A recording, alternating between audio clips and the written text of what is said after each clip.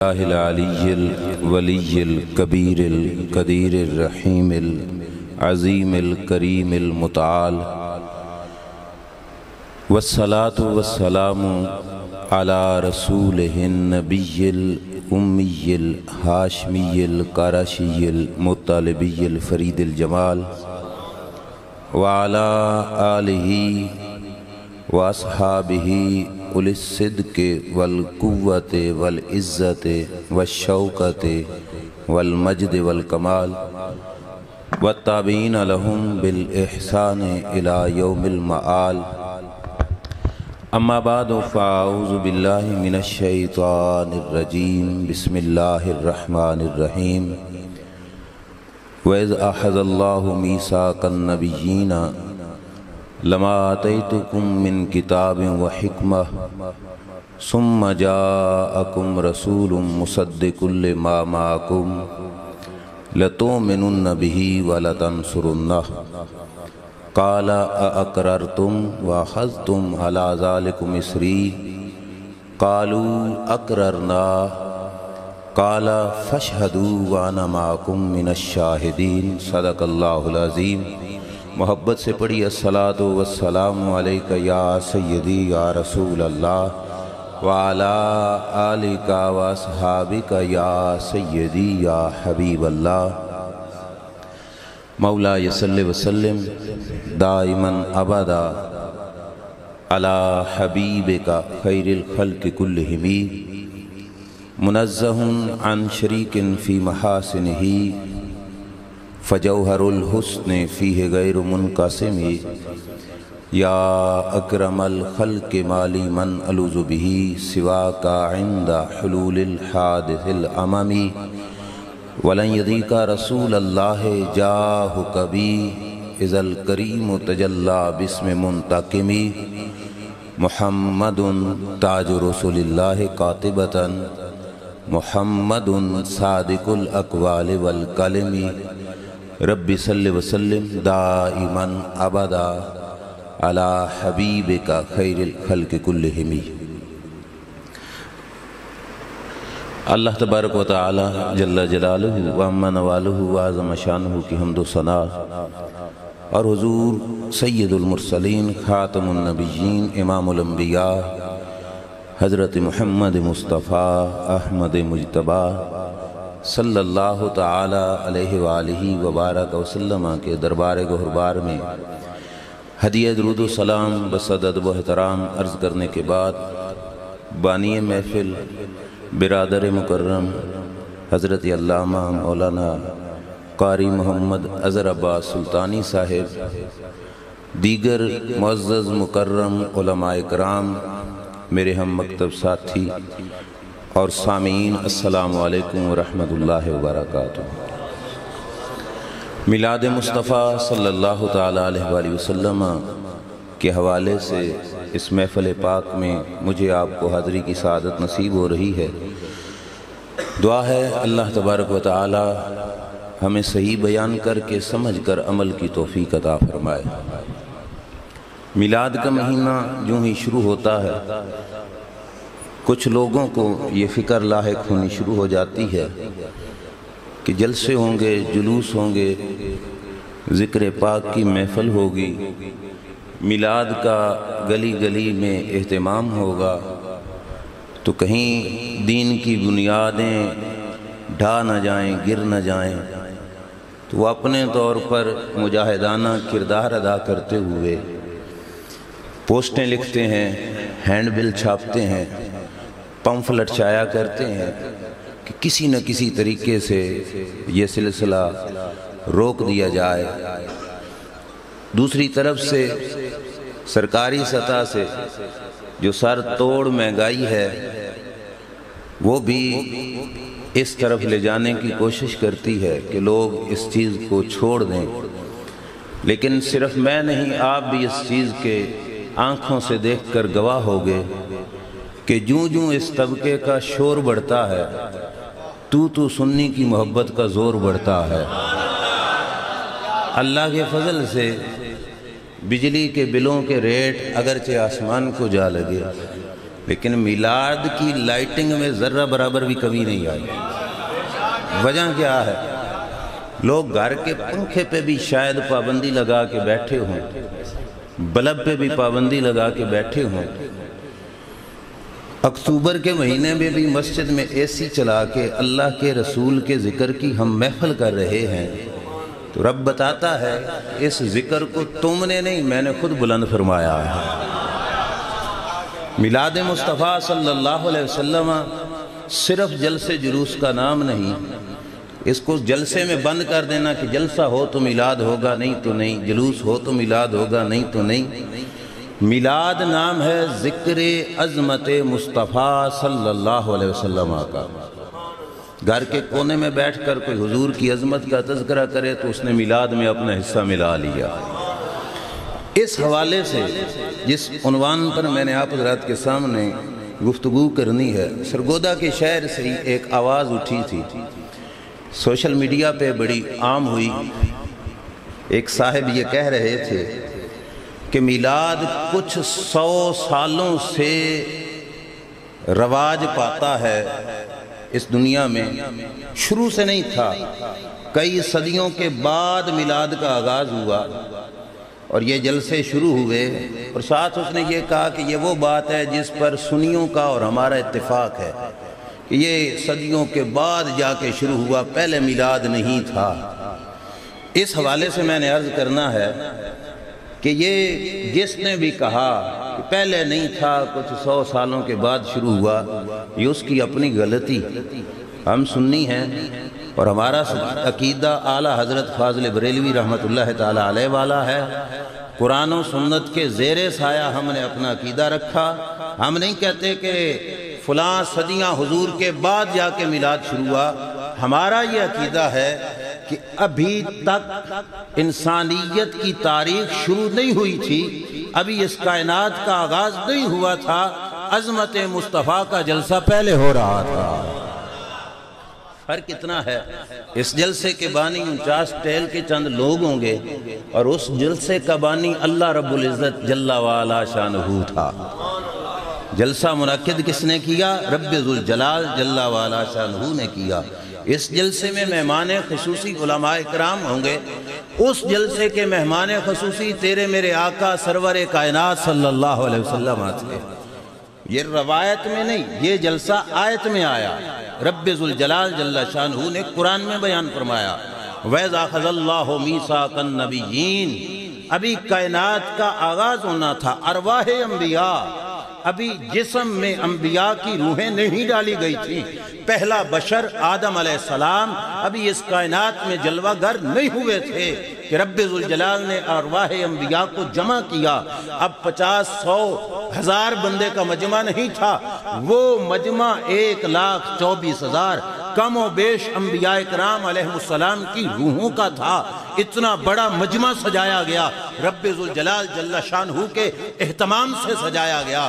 اور جلسے کا عنوان کیا تھا؟ اللہ نے فرمایا لما آتیتکم من کتاب و حکمہ، اے نبیوں کی روحو، تمہیں میں نے منصب نبوت کے لیے چنا ہے، تمہارے سر پہ تاج نبوت سجاؤں گا، تمہارا غلامی کے اندر لوگ داخل ہوں گے، لیکن آج میرے ساتھ ایک کرو وعدہ کہ تمہاری نبوت کا آفتاب و مہتاب پوری جوبن پر چمک رہا ہو، لوگ تمہارے حلقہ غلامی میں داخل ہو رہے ہوں، تمہاری بادشاہتوں کے تخت ہواؤں کے اندر اڑ رہے ہوں، لوگ تمہارے حلقہ غلامی کے اندر داخل ہو رہے ہوں، این اس وقت اگر تمہارے درمیان میرے محبوب کی ذات اقدس آ گئی تو اپنے تخت چھوڑنے پڑیں گے، اپنی نبوت کے کلمے چھوڑ کر میرے محبوب کی غلامی اختیار کر دیں۔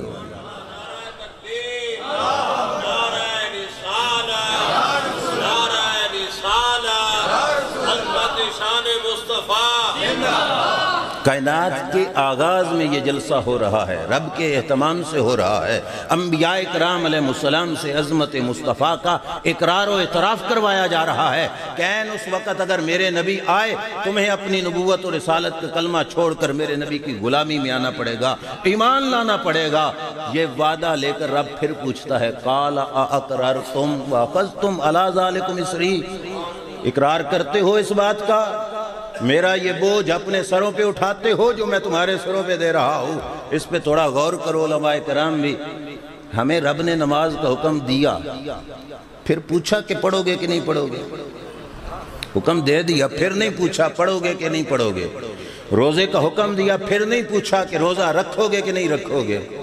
انبیاء کو حکم دیا کہ میرے رسول آئیں تو ان پہ ایمان بھی لانا ہوگا، ان کی غلامی کا پٹا بھی اپنے گلے میں ڈالنا ہوگا، پھر پوچھ رہا ہوئے کرو گے کہ نہیں کرو گے؟ اقرار تم واخذ تم علی ذالکم اسری، کیا رب کو ہم پہ زیادہ اعتبار ہے اور نبیوں پہ اعتبار کوئی نہیں تھا؟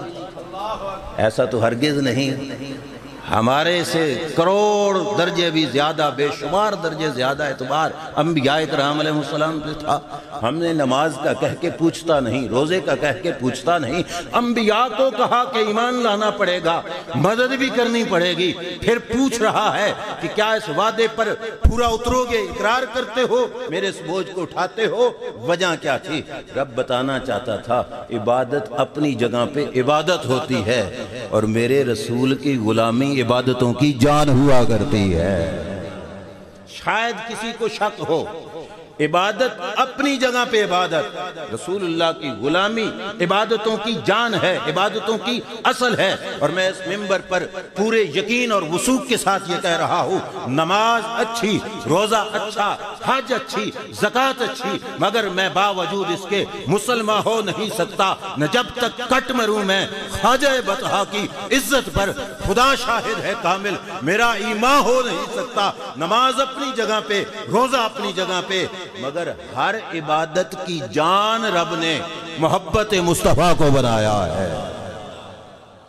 علماء اکرام موجود ہیں اس مقام پر، فاضل بریلوی رحمت اللہ تعالی علیہ کے عقیدے کے زیر سایہ چلتے ہوئے اعلیٰ حضرت فاضل بریلوی نے تو کہا تھا ان کے طفیل رب نے حج بھی کرا دیے۔ اصل مراد حاضری تو اس پاک در کی ہے، اور یار حج بھی رب نے حضور کے صدقے سے کرایا۔ اب علماء کے سامنے موجود ہوں، طالب علمانہ حیثیت سے یہ عرض کروں، حج کے جتنے رکن ہیں وہ سارے کے سارے کہاں پہ ادا ہوتے ہیں؟ مکہ شریف۔ کوئی ایک رکن بھی حج کا ایسا نہیں جو مدینہ شریف میں ادا ہوتا ہے۔ فاضل بریلوی نے کہا ان کے طفیل رب نے حج بھی کرا دیے، اصل مراد حاضری اس پاک در کی ہے۔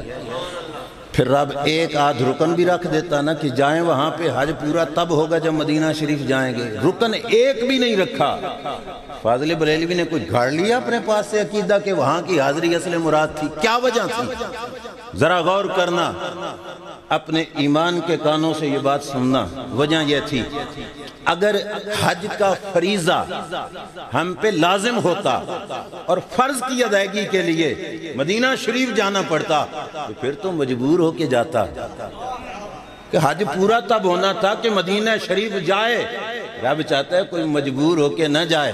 ذرا میں مومن اور منافق کی پہچان تو کرا دوں جہان والوں کو کہ حج پورا مکے میں ہو رہا ہے، حج پورا کر کے مجبور ہو کے نہیں، محبت کے ہاتھوں کا دستور سمجھ کے کون مدینہ شریف میں جاتا ہے۔ اور حضرت امام مالک، میرے صرف جوش کا جملہ نہ سننا، امام مالک کا دستور تھا جب حج کے لیے چلتے تو پہلے حاضری مدینہ شریف میں دیتے۔ ان کے طفیل رب نے حج بھی کرا دیے، اصل مراد حاضری تو اس پاک در کی ہے۔ لیکن عبادات میں علماء موجود ہیں، عبادات میں حج سب سے اوپر والا درجہ نہیں رکھتی۔ عبادات میں اصل نماز ہے، سب سے اعلیٰ سطح کس کا ہے؟ نماز کا۔ روز معاشر کے جان گداز بود، اولین پرشش نماز بود۔ سب سے پہلی پوچھ اللہ کریم کی بارگاہ میں نماز کی ہوگی۔ نماز سب سے بڑی عبادت ہے، اور پھر 5 نمازیں ساری کی ساری اپنی جگہ پہ بڑی اہم ہیں، ضروری ہیں۔ 5 نمازوں میں سے جو سب سے اہم نماز ہے وہ کون سی ہے؟ نماز عصر، نماز حافظوا علی الصلوات والصلاۃ الوسطی۔ جمہور مفسرین کے نزدیک صلاۃ وسطی سے مراد نماز عصر ہے۔ میرے نبی علیہ السلام نے فرمایا جس شخص کی نماز عصر فوت ہو جائے وہ یوں سمجھے کہ میرا سارا خاندان مر گیا، میرا ٹوٹل سرمایہ لٹ گیا۔ بخاری شریف کی حدیث ہے، فَقَنَّمَا وُتِرَ أَهْلُهُ وَمَالُهُ۔ جس کی نماز عصر فوت ہو گئی اتنی سخت سزا ہے۔ پر فاضل بریلوی کہتے ہیں مولا علی نے واری تیری نیند پر نماز۔ اور وہ بھی اثر جو سب سے اعلیٰ خطر کی ہے۔ عقیدہ شعر سے نہیں، یہ عقیدہ روایت سے لیا اعلیٰ حضرت فاضل بریلوی نے، اور ان ہستیوں کے عمل سے لیا جن کو میرے نبی نے ہدایت کا ستارہ قرار دیا تھا۔ عبادتوں میں اصل نماز ہے، 5 نمازوں میں سے بڑی نماز نماز عصر ہے، سب سے اعلیٰ قیمتی کوالٹی کے لحاظ سے، لیکن اعلیٰ حضرت فرماتے ہیں مولا علی نے واری تیری نیند پر نماز۔ سرکار کا آرڈر نہیں، سرکار کی عزت و ناموس یہ تو اور زیادہ بلند مرتبہ کا فریضہ ہے۔ کہا مولا علی نے واری تیری نیند پر نماز۔ نیند ایک بشری تقاضے کے اعتبار سے کمزوری کو سمجھا جاتا ہے، لیکن اعلیٰ حضرت فرماتے ہیں کہ سرکار کی نیند ہماری نیند جیسی نہیں۔ مولا علی نے واری تیری نیند پر نماز، اور وہ بھی عصر جو سب سے اعلیٰ خطر کی ہے۔ یہ تو نماز قربان کر دی صحابہ نے۔ آئیے آگے چلتے ہیں۔ 5 عبادتیں نماز، روزہ، حج، زکوٰۃ ایک طرف رکھو، ایک فرض ایسا ہے جو ان سب فرضوں سے اونچا ہے۔ علماء کے سامنے مسئلہ بھی رکھتا چلو فقہ کا۔ ایک شخص نماز پڑھ رہا ہے، دوران نماز سامنے سے سانپ نکل آیا، اسے خطرہ ہے سانپ مجھے ڈسے گا، میری موت واقع ہو جائے گی۔ کسی مفتی کے پاس جاؤ، پوچھو نماز توڑ سکتا ہوں تو کیا کہے گا؟ بولیے نا، نماز کیوں جی؟ کیا کہے گا؟ جان بچانا۔ بولیے جان بچانا، لہذا جان بچاؤ، نماز توڑ دو۔ ایسے ہی ہے، روزہ رکھا، سخت گرمی تھی، موسم شدید گرم تھا، جان لبوں پہ آ گئی، پیاس سے مرنے لگ گیا۔ مفتی صاحب سے جا کے پوچھا حضور روزہ پورا کروں یا کچھ کھا لوں؟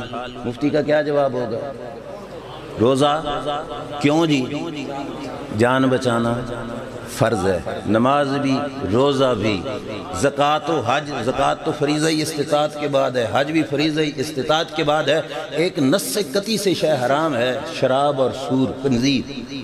بندہ سفر پہ جا رہا تھا، راستے میں راشن ختم ہو گیا، روٹی پانی ختم ہو گئی، سخت بھوک اور پیاس کا عالم ہے، جان لبوں پر ہے، موت سامنے نظر آ رہی ہے۔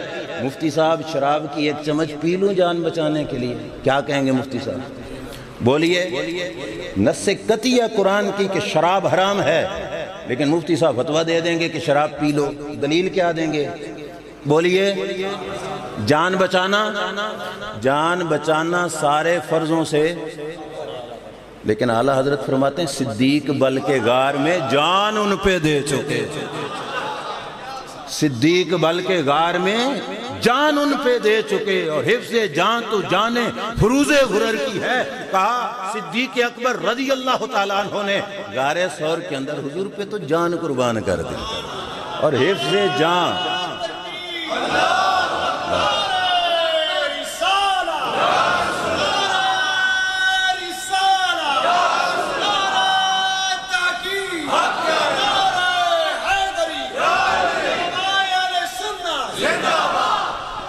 صدیق اکبر نے جان قربان کر دی، اور حفظ جان تو جان فروز غرر کی ہے۔ بڑے بڑے فرضوں کی جان ہے، جان کی حفاظت کرنا، لیکن ابو بکر صدیق نے جان ان پہ قربان کر دی۔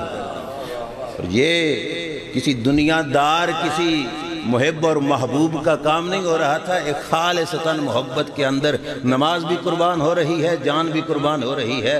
محبوب نے ریسپونس کیا دیا؟ اعلیٰ حضرت فرماتے ہیں ہاں تو نے ان کو جان، انہیں پھیر دی نماز، وہ تو کر چکے تھے جو کرنی بشر کی ہے۔ آقا یہ تو آپ کی لجپالی کہ ان کو جان واپس کرا دی، ان کی نماز واپس کرا دی۔ وہ تو کر چکے تھے جو کرنی بشر کی ہے، انہوں نے جو کیا ہمیں کیا ملا؟ کہا ثابت ہوا کہ جملہ فرائض فروع ہیں، اصل الاصول بندگی اس تاجور کی ہے۔ اصل الاصول بندگی اس تاجور کی ہے۔ رب ذوالجلال جل شانہ کے محبوب کے صحابہ نے کر کے دکھایا کہ لوگوں ساری عبادتیں اپنی جگہ پر ساری عبادتوں کی اصل ہے عزت عظمت مصطفیٰ کا تحفظ کرنا، اطاعت مصطفیٰ کرنا، تعظیم مصطفیٰ کرنا صلی اللہ تعالیٰ علیہ وآلہ وسلم۔ ذرا ایک اور ڈھنگ میں ایسی چیز کو دیکھو، فجر کے فرض کتنے پڑھتے ہو؟ آپ کسی رات جلدی جاگ گئے، آپ کے پاس وقت بھی تھا، کام پہ بھی لیٹ جانا تھا، قاری صاحب بھی جلدی جاگ گئے، کوئی صوفی صاحب قاری صاحب سے آ کے کہیں حضور آج ٹائم بڑا ہے، آج 4 فرض پڑھا دو، اللہ اللہ کرنے پہ بڑا دل کر رہا ہے، دل محبت خدا میں مست ہے، لہٰذا آج 4 فرض پڑھا دو تاکہ 4 رکعتیں پڑھیں، رب خوش ہو جائے۔ قاری صاحب ہی اس کی مان گئے، قاری صاحب نے 4 فرض فجر کے پڑھا دیے۔ ایمان سے بتاؤ، نہ میرا دھیان رکھنا نہ قاری صاحب کا، اللہ 4 قبول کرے گا؟ بولیے، ان سے بے شک پوچھ لو، دوسروں سے بھی، اللہ 4 قبول کرے گا؟ وہ کہیں گے نہیں، بلکہ جو 2 اضافی پڑھے انہی کے ساتھ لپیٹ کر وہ پچھلے 2 بھی واپس مارے گا۔ اگر مقصود اللہ کا عبادت ہے ہم سے تو عبادت تو بڑھ رہی ہے، اللہ 4 خوش ہو کے قبول فرماتا، ایسے ہے کہ نہیں؟ وَمَا خَلَقْتُ الْجِنَّ وَالْإِنسَ إِلَّا، میں نے پچھلے دن پڑھا، ایک شخص اعتراض کر رہا تھا یہی، ہم تو کہتے ہیں نا کہ کائنات بنائی رب نے کس کی خاطر؟ سرکار کی خاطر ہے، یہ جہاں سجایا کس کی خاطر؟ سرکار کی خاطر، یہ زمین فرش سجائیاں سرکار واسطے۔ وہ کہہ رہا تھا تمہارا یہ نظریہ قرآن کے مخالف ہے، اللہ فرماتا ہے وَمَا خَلَقْتُ الْجِنَّ وَالْإِنسَ إِلَّا لِيَعْبُدُونَ، کہ میں نے کائنات اپنی عبادت کے لیے بنائی۔ پہلی دفعہ پڑھا نا، سچی بات ہے دھچکا لگا، یار ہم ساری زندگی سنتے سناتے آئے، پڑھتے پڑھاتے آئے کہ رب نے کائنات ساری حضور کی خاطر بنائی، آیت تو یہ بھی نکال کے آ گیا اور یہ کہتا ہے کہ یہ کائنات رب نے اپنی عبادت کے لیے بنائی۔ پھر فیض چشمہ حضور اشرف العلماء سے ملا، دل میں قسم ہے رب ذوالجلال نے یہ بات ڈالی۔ مفسرین اکرام سے اس کا ثبوت بھی ملتا ہے، وہ کہتے ہیں وَمَا خَلَقْتُ الْجِنَّ وَالْإِنسَ إِلَّا لِيَعْبُدُونَ، کا معنی إِلَّا لِيَعْرِفُونَ، عبادت بمعنی معرفت ہے کہ رب فرماتا ہے میں نے کائنات پہچان کی خاطر بنائی ہے۔ وہ عام ہے، وہ پہچان خدا ہو یا پہچان مصطفیٰ ہو، کہ کائنات بنائی بھی میں نے اپنے یار کی معرفت کی خاطر ہے۔ کوئی ملا کہتا ہے تو اس کو سامنے لاؤ، عبادت ہے اگر مقصود کائنات، مقصود رب کا عبادت ہے تو 2 سے 4 ہو گئی، رب خوش ہو جاتا، راضی ہو جاتا، ثواب ڈبل دے دیتا۔ مقصود اگر نماز ہوتی تو رب زیادہ ثواب دے کے راضی ہو جاتا، رب 4 کی 4 منہ پہ مارے گا، فرمائے گا نہیں تیری 4 مجھے قبول نہیں ہے۔ مولا کیوں 2 سے 4 پڑھی کیوں نہیں قبول؟ فرمایا میں 2 اور 4 کو نہیں دیکھتا، میں اپنے یار کی اطاعت کو دیکھتا ہوں۔ تم کون ہوتے ہو؟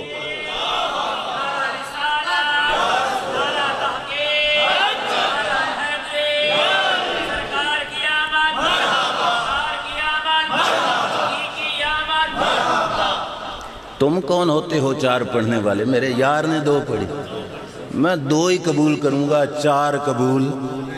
مجھے کام کیا تھا رکوع سے، مجھے غرض کیا تھی سجود کی، تیرے نقش پا کی تلاش تھی جو میں جھکا رہا نماز میں۔ یہ علامہ اقبال نے بھی سمجھا دیا کہ ہماری غرض غلامی مصطفیٰ صلی اللہ علیہ وسلم ہے۔ ہمارے جلسوں پہ نت 100 اعتراض کرنے والے، رب 5 نمازیں تجھے کان پکڑوا کر حضور کی غلامی میں ادا کرواتا ہے۔ یہ 5 نمازوں کی رکعتوں کی پابندی تیری یہ بتا رہی ہے کہ تیری عبادت میں جب تک خیال مصطفیٰ نہیں آتا رب عبادت کو قبول بھی نہیں فرماتا۔ رب عبادت تبھی قبول فرمائے گا جب عبادت خدا کی کرو گے، اطاعت مصطفیٰ کی کرو گے صلی اللہ تعالیٰ علیہ وسلم۔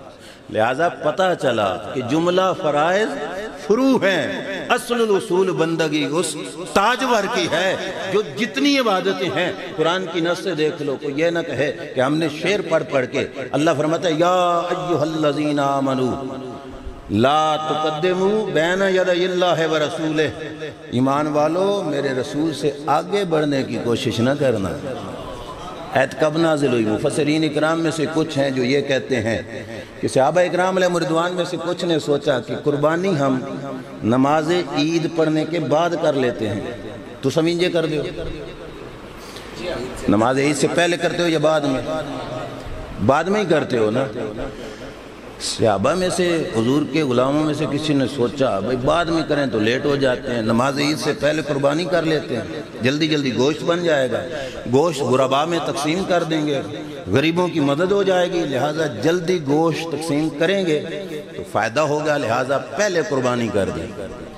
اللہ نے حکم دیا لا تقدموا بین یدی اللہ و رسولہ۔ اگرچہ بظاہر سوچ ان کی اور تھی، لیکن رب فرماتے ہیں نہ، پہلے کرو گے تو قبول نہیں کروں گا، کیونکہ میرے یار نے قربانی بعد میں کی ہے، جیسا میرے یار نے کیا ویسے کرو گے تو میں قبول کروں گا۔ ثابت ہوا کہ جملہ فرائض فرو ہیں، اصل الاصول بندگی اس تاجور کی ہے صلی اللہ تعالیٰ علیہ وآلہ وسلم، اس لیے باقی سارے حکام دے کے رب نے نہیں پوچھا کرو گے کہ نہیں، لیکن جب بات انبیاء کرام علیہ السلام کی روحوں سے وعدے کی آئی تو رب نے فرمایا لَتُؤْمِنُنَّ بِهِ وَلَا تَنْصُرُنَّ، ایمان بھی لانا ہوگا، ان کی مدد بھی کرنی ہوگی۔ پھر پوچھا قَالَ أَقْرَرْتُمْ وَأَخَذْتُمْ عَلَىٰ ذَلِكُمْ إِصْرِي، اس بات پہ پکے ہو؟ قَالُوا أَقْرَرْنَا، سارے انبیاء کی روحوں نے کہا بالکل مولا ہم پکے ہیں۔ اللہ نے کیا فرمایا قَالَ فَاشْهَدُوا وَأَنَا مَعَكُمْ مِنَ الشَّاهِدِينَ، اس بات کے گواہ تم بھی بن جاؤ، میں رب ہو کر بھی تمہارے ساتھ گواہ ہوں۔ جلسہ ہوا کہ نہیں ہوا؟ عظمت مصطفیٰ کا جلسہ ہوا۔ وعدے کے بعد رب نور مصطفیٰ کو رب نے وہاں پہ بلایا۔ جب سرکار کی روح مقدسہ کا نور وہاں پہ پہنچا تو سارے انبیاء کی روحوں کے سامنے یہ نور چھا گیا، ان کی روحوں کی چمک اس نور کے سامنے ماند پڑ گئی، پکار اٹھے کہ مولا یہ کس کا نور ہے جس نے ہماری روشنیاں کم کر ڈالیں؟ فرمایا یہی تو وہ ذات ہے جن کی خاطر میں تم سے وعدے لے رہا تھا۔ وعدہ ہو گیا، ایک جلسہ بھی ہو گیا جو رب ذوالجلال نے حضور کی عظمت والا کی۔ انبیاء پہلے گزر گئے، ان کے جسموں میں وہ روحیں آئیں، ان کا وقت، ان کا زمانہ، ان کا دور مبارک پہلے گزر گیا۔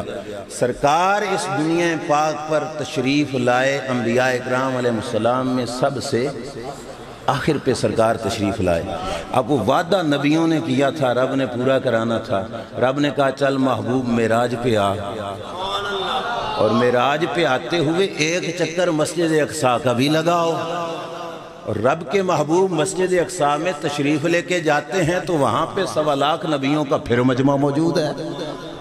اب یہ مسجد اقصیٰ ہے، نبیوں کا مجمع ہے، کوئی عام لوگ بھی نہیں ہے، 1.25 لاکھ کم و بیش انبیاء کرام علیہ السلام کا مجمع ہے۔ آج پھر رب نے جلسہ عظمت مصطفیٰ کا کرا دیا۔ بانی وہی ہے اور یہی ہے کہ رونق محفل یہاں بھی آمنہ کے لال ہیں۔ تیرے میرے آقا سرور کائنات صلی اللہ علیہ وسلم اس محفل کی بھی رونق ہے، انبیاء بیٹھے ہیں، انتظار کر رہے ہیں، سرکار جلوہ فرما ہوئے۔ تفسیر ابن کثیر کے اندر بھی موجود ہے، میں اس طرف نہیں جاتا، باقاعدہ کانفرنس ہوئی مسجد اقصیٰ میں، باقاعدہ کانفرنس ہوئی۔ اس کانفرنس میں رب کے 5 نبیوں نے تقریر کی۔ ابراہیم علیہ السلام نے تقریر کی، سلیمان علیہ السلام نے تقریر کی، داؤد علیہ السلام نے تقریر کی، عیسیٰ علیہ السلام نے تقریر کی، موسیٰ علیہ السلام نے تقریر کی، اللہ کے نبیوں نے اس مجلس میں تقریر کی، اور سب سے آخر پہ جو خصوصی خطاب فرمایا وہ تیرے میرے لجپال آقا نے خطاب فرمایا۔ اس طرف تو میں نہیں جاتا کہ وہ سارے خطاب سناؤں اور حضور کا خطاب سناؤں تو وقت بہت تھوڑا ہے۔ اس مسجد پاک میں سارے انبیاء صفوں پہ موجود ہیں۔ جبریل امین نے اللہ کے حکم سے حضور کا ہاتھ پکڑ کر مصلی امامت پہ کھڑا کر دیا۔ سرکار مصلی امامت پہ جلوہ گر ہو گئے۔ اب میں آپ سے پوچھتا ہوں، علماء موجود ہیں، فقہ کا مسئلہ ہے، حدیث پاک سے بھی ثابت ہے کہ امامت کے مصلی کا حقدار وہ ہوتا ہے جو سب سے بڑا عالم ہو، جو سب سے بڑا عالم ہو، وہ امامت کا سب سے زیادہ حقدار ہوتا ہے۔ ہم سے، آپ سے، ہم لوگوں سے کمی ہو جائے، کوتاہی ہو جائے، ہو سکتا ہے۔ جلسہ کرا کون رہا تھا؟ رب کرا رہا تھا۔ جبریل نے جو کچھ کیا وہ اپنی مرضی سے تو نہیں، یفعلون ما یؤمرون، جو کچھ آرڈر ہوتا ہے وہی کچھ کرتے ہیں، یہ آرڈر کے پابند ہے۔ جبریل نے اللہ کے حکم سے مصلی امامت حضور کے سپرد کیا، اور مسئلہ ہے کہ مصلی امامت پہ وہ کھڑا ہوتا ہے جو سب سے بڑا عالم ہو۔ آج مقتدیوں کی صف میں وہ بھی کھڑے تھے جن کو رب نے فرمایا تھا وَعَلَّمَ آدَمَ الْأَسْمَاءَ كُلَّهَا ثُمَّ عَرَضَهُمْ عَلَى الْمَلَائِكَةِ، رب نے ہر شے کا نام حضرت آدم علیہ السلام کے علم میں رکھا، جو فرشتے نہیں بتا سکے وہ آدم علیہ السلام نے بتایا۔ اتنے بڑے عالم آج صف میں وہ بھی کھڑے تھے جن کو رب ذوالجلال نے پرندوں کی بولیوں کا بھی علم عطا فرمایا تھا، جن سے ہدہد آ کے باتیں کرتا ہے، وہ بھی سبھی مقتدیوں کے اندر کھڑے تھے۔ امامت کی صف، امامت کا مصلی رب ذوالجلال نے اپنے محبوب صلی اللہ علیہ وسلم کے سپرد کیا۔ ثابت کیا ہوا؟ سب کا علم اپنی جگہ پہ باکمال ہے، لیکن رب نے سب سے بڑھ کر علم ذات مصطفیٰ کو عطا فرمایا۔ رب بتا رہا ہے کہ ان سب کا علم اپنی جگہ پہ باکمال، لیکن سب سے اعلیٰ، بلند اور زیادہ علم رب نے اپنے یار کے حصے میں عطا فرمایا۔ علم میں سارے برابر ہوں تو پھر امامت کا حق کس کا ہے؟ جو سب سے بڑا متقی ہو، اتقا، پرہیزگار ہو۔ پرہیزگاری بھائیو نتیجہ ہوتی ہے معرفت خداوندی کا۔ انما یخشی اللہ من عبادہ العلماء، علم کہہ لو یا معرفت خداوندی کہہ لو، اس کا نتیجہ کیا ہوتا ہے؟ خشیت، تقوی، پرہیزگاری۔ جو سب سے بڑا متقی پرہیزگار ہے اس کا حق ہے مصلی پہ کھڑا ہو۔ صفِ انبیاء میں سے کسی کے بارے میں ہم سوچ بھی نہیں سکتے کہ ان میں پرہیزگاری میں ذرہ برابر بھی کوئی کمی تھی۔ سارے کے سارے پرہیزگاری کے سب سے اعلیٰ درجے پہ فائز، لیکن آج ان کے سامنے مصلی امامت پر جبریل نے ہاتھ سے پکڑ کر حضور کو کھڑا کیا۔ کیا ثابت ہوا؟ سب کا تقوی، سب کی معرفت اپنی جگہ پہ باکمال ہے۔ جس ذات کو رب نے متقیوں کا سردار بنایا ہے وہ ذات محمد مصطفیٰ صلی اللہ علیہ وسلم۔ سارے تقوی میں بھی برابر ہو جائیں، سارے علم میں بھی برابر ہو جائیں، تو اب مصلی کس کا؟ کہا جو سب سے زیادہ سونا ہو مصلی اس کا ہے۔ آج صف انبیاء میں تو وہ بھی کھڑے ہیں جن کو دیکھ کر مصر کی عورتوں نے اپنی انگلیاں کاٹی، اور پتہ تک نہیں چلا تھا کہ سیب کاٹ رہی ہیں کہ اپنی انگلیاں کاٹ رہی ہیں۔ وہ بھی کھڑے تھے کہ جن کے حسن کے چرچے کائنات کے چپے چپے پہ پھیلے تھے، وہ بھی کھڑے تھے کہ جن کے گھر میں جن کی مالکہ ان پہ فریفتہ ہو گئی تھی، وہ حسن و جمال کے پیکر بھی آج صف میں کھڑے ہیں۔ مصلی امامت رب کے حکم سے، اللہ کے آرڈر سے، رب کی اجازت سے جبریل امین نے سرکار کو عطا کیا، تو کیا ثابت ہوا؟ سب کا حسن اپنی جگہ پہ باکمال ہے، لیکن سب سے زیادہ سونا رب نے اپنے یار کو بنایا ہے۔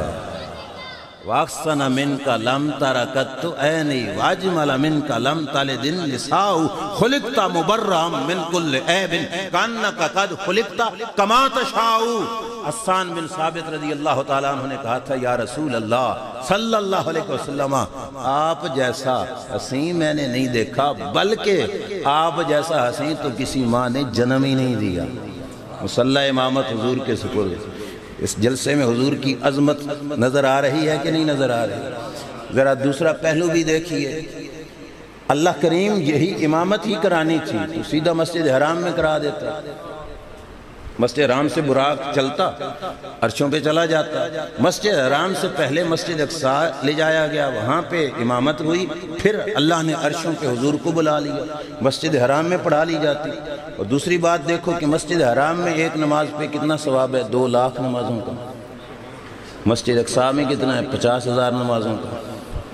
پورا چوتھا حصہ، 3 حصے کم ہو گئے ثواب، یعنی 100 میں سے 75 کا نقصان ہو رہا ہے۔ اللہ یہ نقصان کیوں کروا رہا ہے؟ مسجد حرام میں نماز کیوں نہیں پڑھوائی؟ توجہ کرنا مسئلہ، اور پھر اس کے بعد میں آپ کے سامنے عظمت مصطفیٰ کا اشارہ عرض کروں گا۔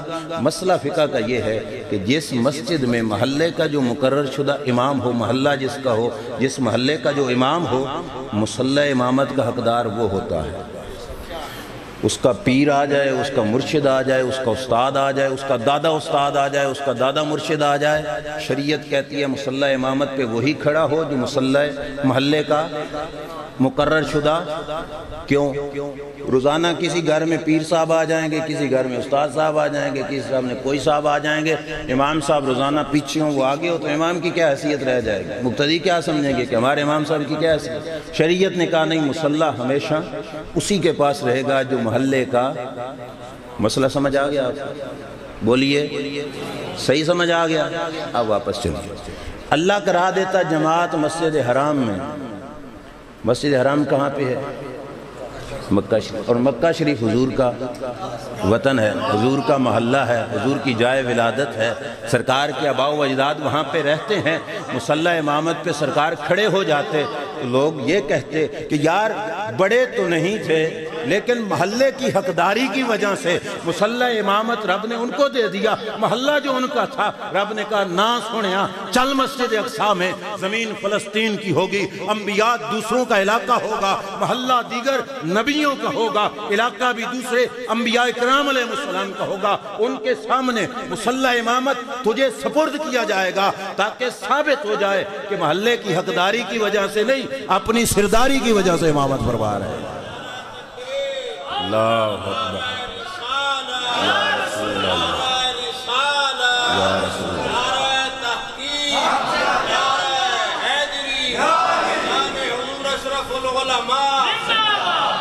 اور پھر تھوڑا غور کرو تو فاضل بریلوی نے سچ نہیں کہا تھا کہ نماز اقصیٰ میں تھا یہی سر کہ آیاں ہو مانا اول آخر، کہ دست بستہ ہیں پیچھے حاضر جو سلطنت پہلے کر گئے تھے۔ فاضل بریلوی نے کہا نماز اقصیٰ میں نماز پڑھانے کا راز یہ تھا کہ رب یہ شبہ دور کرنا چاہتا تھا کہ کوئی یہ نہ سمجھے کہ پہلے آدم علیہ السلام آ گئے تو کہیں شان ان کی بلند ہو گئی، پہلے دوسرے آ گئے تو ان کی شان بلند ہو گئی، یہ آخر پہ آئے تو ان کی شان کہیں کم تو نہیں۔ فرمایا نماز اقصیٰ میں تھا یہی سر کہ آیاں ہو مانے اول آخر، سر کا معنی ہے راز، کہ نماز اقصیٰ میں نماز پڑھانے کا راز یہ تھا کہ اول و آخر کے معنی کا بھید کھل جائے لوگوں پہ۔ کیوں؟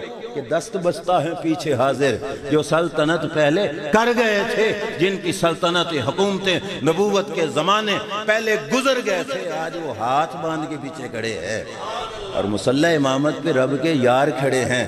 رب نے بتا دیا بھیجا سب سے آخر میں ہے لیکن سب کا سردار بنا کے ان کو بھیجا ہے۔ یہ دوسرا جلسہ ہے جو کہاں پہ ہوا؟ مسجد اقصیٰ میں۔ دو جلسے بھائی ہو چکے ہیں اور کرائے کس نے؟ ویسے تو یہ کائنات ساری بنائی حضور کی خاطر ہے، جگہ جگہ پہ جو کوئی حضور کا نام لے رہا ہے یہ بھی رب ہی کرا رہا ہے، لیکن یہ مین جلسے میں عرض کر رہا ہوں۔ ایک تیسرا جلسہ ہے جو ہونا ہے بروز قیامت۔ اس جلسے کے حوالے سے حدیث کی کتابوں میں لفظ ہیں یحمد فیہ الاولون والآخرون، یہ وہ دن ہوگا جس دن سارے اگلے سارے پچھلے حضور کی ثنا خوانی کریں گے۔ آج کے جلسے میں وقت تھوڑا تھا، وقت کے دامن میں گنجائش نہیں تھی، کچھ بھائی ہمارے رہ گئے جلسے میں جو نعت خوانی کا ارادہ رکھتے تھے نہیں پڑھ سکے، لیکن وہاں کیا ہوگا؟ فرمایا یحمد فیہ الاولون والآخرون، یہاں پہ آدم علیہ السلام سے لے کے کائنات کے اختتام تک ساری مخلوق جمع ہوگی اور ہر مخلوق کی زبان ثنا خوانی مصطفیٰ کر رہی ہے۔ یہ اجمال ہے، ذرا اس کی تفصیل عرض کروں۔ جبریل امین حضور کی خدمت میں قرآن لے کے حاضر ہوئے۔ جبریل امین علیہ السلام نے حضور کے پاس قرآن سنایا، اللہ کا پیغام دیا کہ یہ قرآن اللہ نے آپ کے پاس بھیجا ہے، توجہ کرنا۔ سرکار نے فرمایا جبریل واپس جاؤ، اللہ سے عرض کرو کہ یہ ایک ہی قرات پہ پڑھنا میری امت کے لیے اوکھا ہے، یا اللہ تھوڑی گنجائش پیدا کرنا، زیادہ قراتوں پہ پڑھنے کی اجازت عطا فرما۔ اللہ کا بھیجا ہوا قاصد سرکار نے واپس موڑ دیا، جبریل واپس گئے، کچھ قراتوں کی مزید اجازت ہوئی، سرکار نے فرمایا نہ جبریل یہ بھی تھوڑی ہیں، اللہ سے پھر عرض کرو جا کے کہ یا اللہ مزید گنجائش پیدا فرما، زیادہ قراتوں پہ پڑھنے کی اجازت عطا فرما۔ جبریل امین علیہ السلام واپس گئے تو تیسرے چکر میں رب ذوالجلال نے اپنے محبوب صلی اللہ علیہ وسلم کے قاصد جبریل امین کو کہا جاؤ میرے یار سے کہو 7 قراتوں پہ پڑھنے کی اجازت عطا فرماتا ہو۔ تیسری دفعہ 7 قراتوں پہ پڑھنے کی اجازت بھی ملی، ساتھ اللہ نے ایک پیغام بھی بھیجا، فرمایا میرے محبوب سے جا کے کہنا وَلَكَ بِكُلِّ رَدَّةٍ رَدَدْتُكَهَا مَسْأَلَةٌ تَسْأَلُنِيهَا۔ میرے محبوب یہ 3 دفعہ جبریل کو واپس بھیجنے والی جو مشقت آپ کو اٹھانی پڑی نا، اس مشقت کے بدلے میں آپ کو 3 دعائیں دیتا ہوں، جو مرضی مانگ لو تمہیں عطا فرماؤں گا۔ ویسے ہر نبی کی ہر دعا مستجاب ہوتی ہے، قبول ہوتی ہے، لیکن یہ اعزازی طور پر رب نے ہر نبی کو ایک اور حضور کے اوپر سرکار نے کرم کرتے ہوئے 3 دعائیں رب نے عطا فرمائی۔ یہاں پہ بھی تھوڑا غور کرو تو بڑی پیاری بات سمجھ آئے گی۔ میرے استاد محترم حضور اشرف العلماء شیخ الحدیث و تفسیر علامہ محمد اشرف سیالوی رحمۃ اللہ علیہ فرمایا کرتے تھے کہ رب کو تو ناراض ہو جانا چاہیے تھا، جو نبوت کا معنی یار لوگ پیش کرتے ہیں، فقط قاصد تھے، فقط پیغام بر تھے، ادھر سے پیغام آتا یہ سنا دیتے آگے، فقط یہ حیثیت ہوتی۔ تو جب سرکار نے واپس کیا تھا تو رب کہتا سونے تیرا کام ہے میرا پیغام آگے پہنچانا، یہ ضرورتیں کیا کہ زیادہ آسانیاں پیدا کر یا آسانی مزید کی راتیں پیدا کر، یہ تم نے واپس کیوں کیا؟ رب کو ناراض ہو جانا چاہیے تھا۔ مگر یہاں پہ انداز کچھ اور ہے، بجائے اس کے کہ رب ناراض ہوتا، رب الٹا راضی صرف نہیں بلکہ اپنے محبوب کو فرما رہا ہے یہ 3 دفعہ واپس بھیجنے والی محبوب جو مشقت آپ نے اٹھائی، 3 دعائیں دیتا ہوں، جو مرضی مانگو تجھے عطا فرماؤں گا۔ اب مانگا سرکار نے کیا؟ لوگ ہم سے پوچھتے ہیں میلاد کیوں مناتے ہو؟ اور جن کو کچھ نہیں نہ ملا گھر میں بیٹھ جائیں آرام سے، ہمیں تو سب کچھ ملا ہی مدینے کے تاجدار کے صدقے سے۔ 3 دعائیں رب نے دی، سرکار کی اولاد بھی تھی، سرکار کے اصحاب بھی تھے، معاشرتی مجبوریاں ذمہ داریاں بھی تھیں، گھر کے رہن سہن کے معاملات بھی تھے۔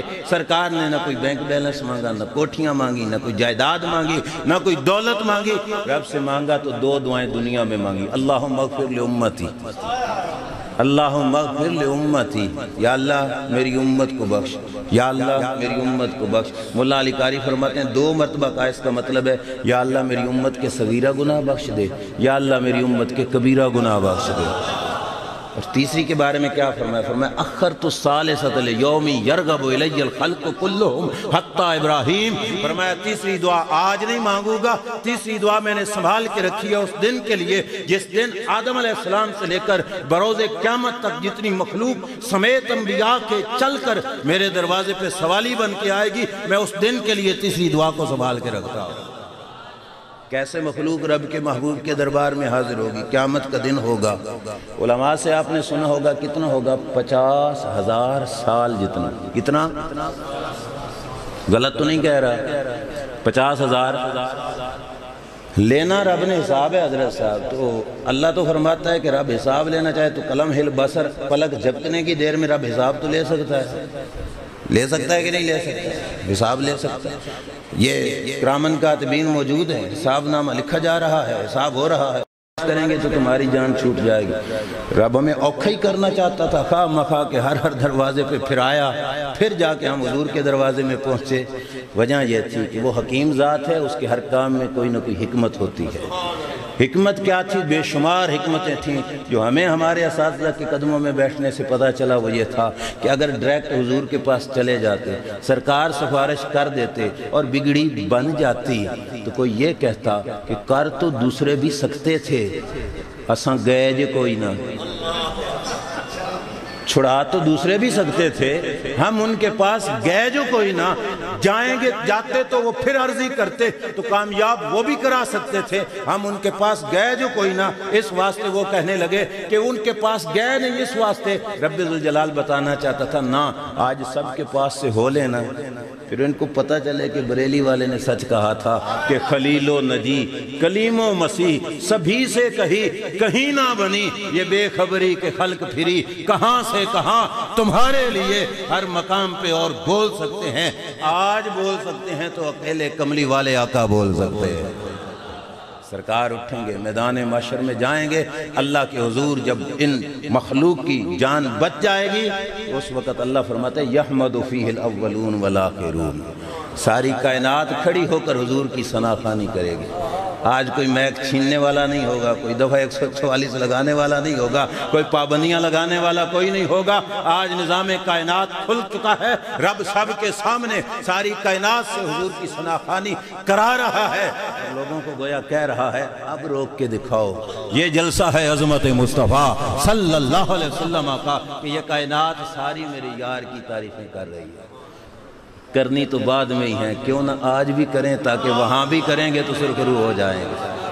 آج لے ان کی پناہ، آج مدد مانگ ان سے، ورنہ کل نہ مانیں گے قیامت میں۔ اگر مان گیا جس نے کدی بھی تقریر نہ کیتی ہوئے، پہلی دفعہ کھڑا کرو تو بھول جائے گا، اڑ جائے گا، ٹانگیں کانپنے لگ جائیں گی، سانس پھول جائے گا۔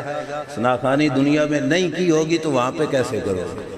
یہاں پہ عادت بنا لو تاکہ وہاں پہ جائیں گے تو ہم یہ کہیں گے کہ آقا تمہارے پرانے ثناخان ہیں، اپنے ثناخانوں میں ہمیں بھی قبول فرما۔